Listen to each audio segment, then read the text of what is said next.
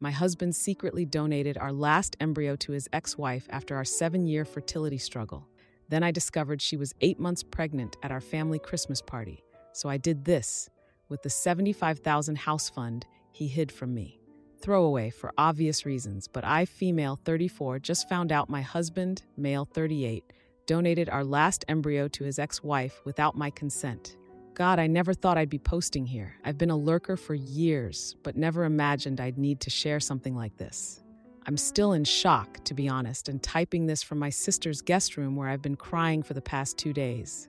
I need outside perspective because I feel like I'm losing my mind. So me and Tom have been married for 9 years. We met at a corporate retreat where I was working as an event coordinator before I became a middle school art teacher. He works in financial planning and makes good money, which is relevant because of what happened. We've been trying to have a baby for 7 years. 7 years. Do you know what that's like? The constant disappointment every month, the doctor's appointments, the invasive procedures, the thousands upon thousands of dollars spent on IVF. We've had 3 miscarriages. The one at 14 weeks was awful. I had started buying tiny clothes and everything. I've spent years feeling like my body is just broken. The doctors keep saying there's nothing specifically wrong with either of us. We're just in that stupid, unexplained infertility category, which is honestly even more frustrating because, fix it. If there's no reason, then why can't we have a baby? Sorry, this is all over the place. I'm still processing everything and haven't slept much. Anyway, after our last successful IVF cycle, we had 3 embryos frozen. 2 transfers failed, which was devastating. So we had just 1 embryo left, our last chance, basically. Then about 6 months ago, Tom suggested we take a break from treatments for my mental health. I was reluctant because, biological clock ticking. But he was really insistent that I needed time to recover emotionally. And I guess it seemed like he was being considerate. Tom has always put my needs first. Well, that's what I thought anyway. I should mention I collect vintage teacups. Started with my grandma when I was little. Tom thinks it's a waste of space but tolerates it because it's been something that comforts me during all the fertility stuff. I also have this complicated relationship with my sister Katie, who has 3 kids that she had without even trying. Her words, not mine. I love my nieces and nephew more than anything, but there's this unspoken tension because she just doesn't get how painful it is. She's always saying stuff like, maybe if you just relaxed, or have you tried this supplement my friend used? Like, yes, Katie, I've tried everything. So during our break from fertility treatments, I started volunteering at the local animal shelter because I needed something to nurture, Tom was supportive, but also kept talking about how we needed to move forward, which I thought meant going back to treatments eventually. Fast forward to 2 days ago, Tom's parents' annual Christmas party. We pull up to their house and I notice this unfamiliar car in the driveway. Tom got weird for a second, but then started rambling about his mom's new Christmas lights. We walk in and there's Jenna, Tom's ex-wife, sitting there 8 months pregnant. Like, what the actual hell? When we walked in, Tom froze briefly, then switched to being overly cheerful. His mom was introducing Jenna to relatives like it was totally normal. Tom gave Jenna an awkward hug while I just stood there confused. I managed to say hi and mention something about her pregnancy glow. Jenna thanked me and said she never thought this would happen for her. Tom suddenly became very interested in helping his dad with drinks, while I made awkward conversation with Jenna. She started talking about some genetic markers. Rare blood type, this weird earlobe thing that runs in Tom's family. That's when I realized those were our genetic markers from our embryo. I pulled Tom into the guest bedroom and asked him if our embryo was inside Jenna. He denied it at first, claiming she must have found another donor with similar genetics. I mentioned the specific markers that couldn't possibly be coincidence. He tried changing the subject, saying we should discuss this at home, but I blocked the door. I needed the truth right then. Tom finally admitted he donated our last embryo to Jenna. Our last embryo. The one we had left after years of treatments and heartbreak.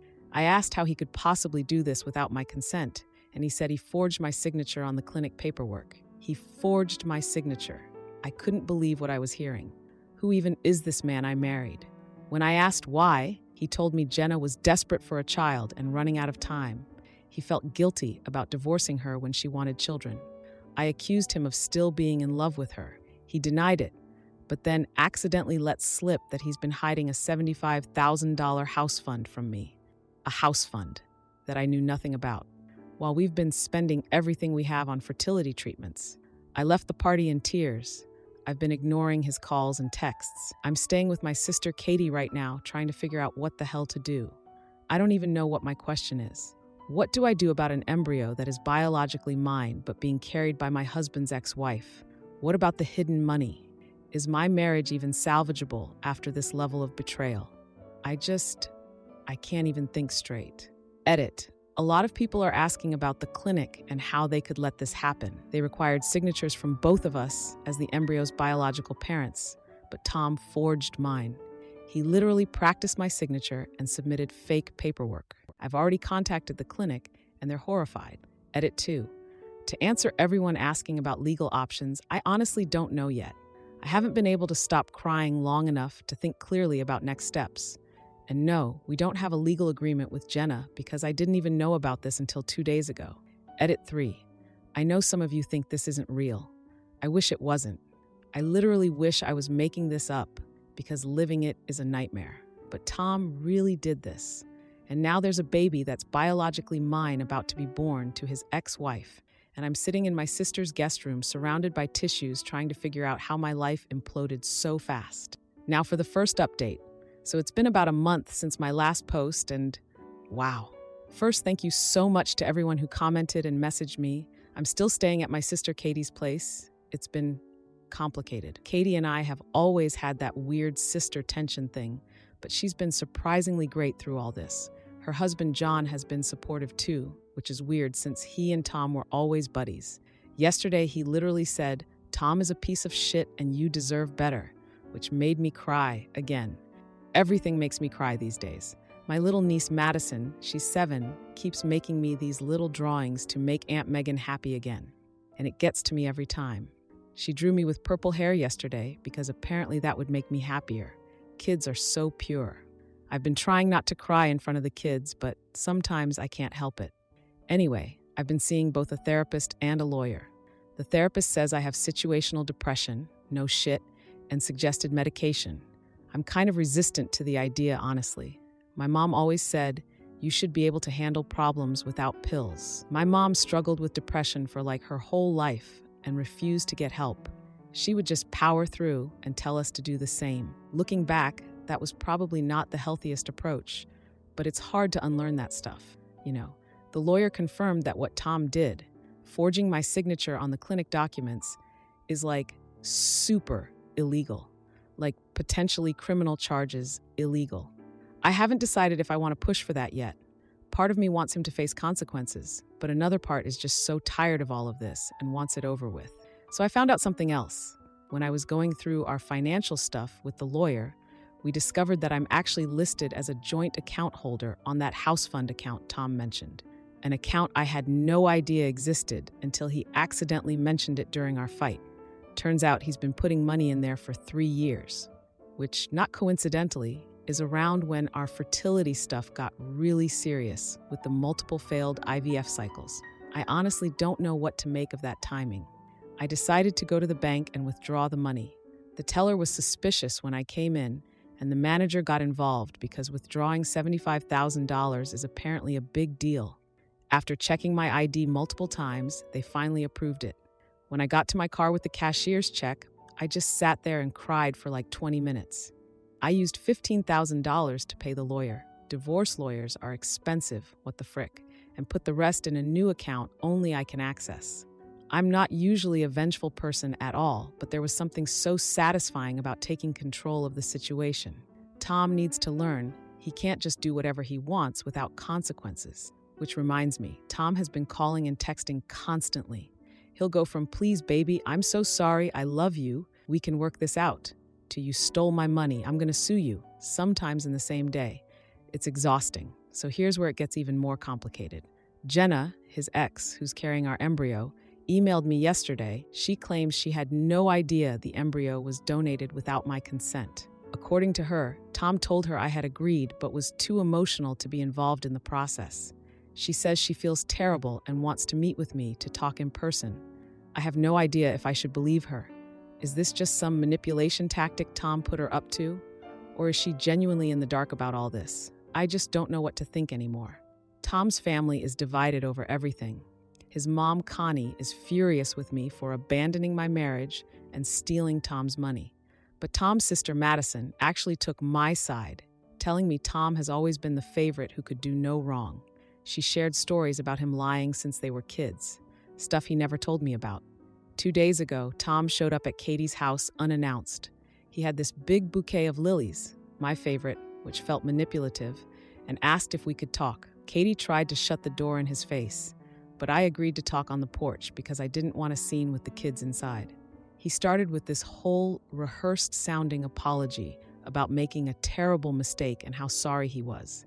I asked which mistake he was sorry for, donating our embryo without my consent or hiding money for years. He focused entirely on the money part, saying it was supposed to be a surprise for our future home when we finally had our baby. He kept avoiding talking about the embryo thing. I pointed this out, and he got all flustered and said something about trying to help both women he cared about. I straight up asked if he was still in love with Jenna. He hesitated way too long before saying no. It was so obvious. John, Katie's husband, came out at that point and told Tom he needed to leave. Tom got all puffed up, saying he had a right to talk to his wife. I told him our marriage was over and went inside. He started yelling that I'd regret this before finally leaving. Katie called the police, but he was gone before they arrived. And then yesterday, I was looking through our shared tablet. I left my iPad at the house and have been using our old shared one. I found emails between him and Jenna from 6 months ago. They met up during his business trip to Chicago. That was right before he suggested we take a break from fertility treatments for my mental health. It wasn't just about helping her have a baby. They reconnected romantically, and he basically stole our embryo to create a family with her. Our embryo, the one we created after years of heartbreak and treatments. I can't even process this. I feel like I'm living in some awful TV drama. How is this my real life? So now I don't know what to do. I have about $60,000 left from the account. The divorce is moving forward, but what about the baby? Do I have any legal or moral rights here? The baby is biologically mine, but being carried by my husband's ex, who he apparently reconnected with behind my back. Should I meet with Jenna? What would I even say to her? I feel so lost. Edit. A lot of people are asking if Tom and Jenna planned this from the beginning. Honestly, I don't know. The emails I found were from 6 months ago, but the money hiding started 3 years ago. Maybe he was planning something else initially. Or maybe they've been in contact longer than I know about. I just don't have all the pieces yet. Edit 2. To those asking about the legality of me taking the money, I checked with my lawyer before withdrawing it. Since I'm a joint account holder, I have every legal right to access those funds. Tom can try to claim it during the divorce proceedings, but given that he literally committed forgery, my lawyer doesn't think he has much ground to stand on. Edit 3. Several people suggested I might be able to claim parental rights to the baby. I honestly don't know if I want to do that. I'm considering meeting with Jenna to figure out what this means for the child. Now for the second update. Wow, it's been about 4 months since my last post. I honestly don't even know where to start. First of all, thank you to everyone who commented and messaged me with support and advice. So, a lot has happened. The divorce proceedings are moving forward, thank God. My lawyer says Tom could potentially face criminal charges for the forgery thing, which is, in part of me wants him to face consequences, but another part just wants this whole nightmare to be over with. I'm so tired of all of it. Oh, I did something kind of crazy last month. I dyed my hair purple. Like not subtle highlights or anything, full-on vibrant purple. Tom always said colored hair looked unprofessional and childish whenever I mentioned wanting to try it. He'd say things like, "You're a teacher, you need to set an example," even though plenty of teachers at my school have colored hair. Anyway, I finally did it, and honestly, I love it. My students think it's the coolest thing ever, and every time I look in the mirror, I feel this tiny spark of, independence, like I made a decision just for me for once. My therapist says that was a small but important act of reclaiming my identity. We've been doing a lot of work on recognizing patterns in my marriage that I never saw before. Or maybe I saw but ignored. I don't know. She pointed out how many decisions I deferred to Tom over the years, which is weird because I've always thought of myself as someone who stands up for herself. I was always the one in my friend group who would send food back at restaurants if it wasn't right or call out someone for cutting in line. But with Tom, I just didn't. Like, I wanted to move closer to my family after my mom died, but Tom said it wouldn't be good for his career. So we stayed. I wanted to adopt after our second miscarriage, but Tom insisted we keep trying with IVF because he wanted his own child. The irony of that statement now is just, I can't even. I wanted to use some of our savings to renovate our kitchen, but Tom said we needed that money for fertility treatments. I wanted a dog, but Tom was allergic. He's not. I found out later from his sister that he just doesn't like animals. God, typing this out makes me realize how much I gave up for him. And for what? Sorry for the tangent. This happens in therapy too. My therapist calls it connecting the dots when I suddenly see patterns I missed before. So, the baby was born. 2 months ago, a boy. Jenna named him Zachary. My biological child is in the world and being raised by another woman. That's a sentence I never thought I'd type. It's surreal and heartbreaking and confusing all at once. After a lot of hesitation, I decided to meet with Jenna. I was so scared of what I might feel seeing her. I almost turned around multiple times on the drive there. I finally met with Jenna at a cafe. She looked tired, kind of like how I feel all the time now. She showed me text messages between her and Tom from last year. He definitely told her that I had agreed to the embryo donation, but was too emotional to be involved in the process. She seemed nervous the whole time we were talking, probably because she was afraid I was going to try to claim parental rights. She told me that she and Tom are not together. His lying damaged that relationship too. She offered me some kind of relationship with Zachary if I ever want it. She acknowledged that I'm his biological mother and said she'd never keep that from him. I don't even know how to feel about that. Part of me wants to run far away from this whole situation, but another part feels this weird pull toward this child who shares my DNA.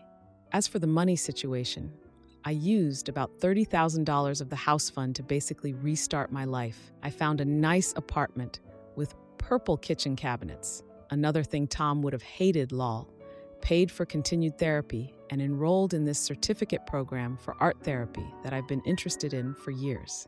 Tom always discouraged me from pursuing it because it was impractical and wouldn't pay enough. But you know what? I love it. It combines my art teaching background with actual therapeutic techniques, and it feels so right. I was cleaning out some old boxes last week and found this sketchbook from before I met Tom. It was filled with all these dreams and plans I had completely forgotten about. Like, I wanted to start a community art program for kids with trauma. I wanted to travel to Italy to study art restoration. I wanted to exhibit my own work in local galleries. When did I let those dreams go? Tom has been, he will not accept that our marriage is over.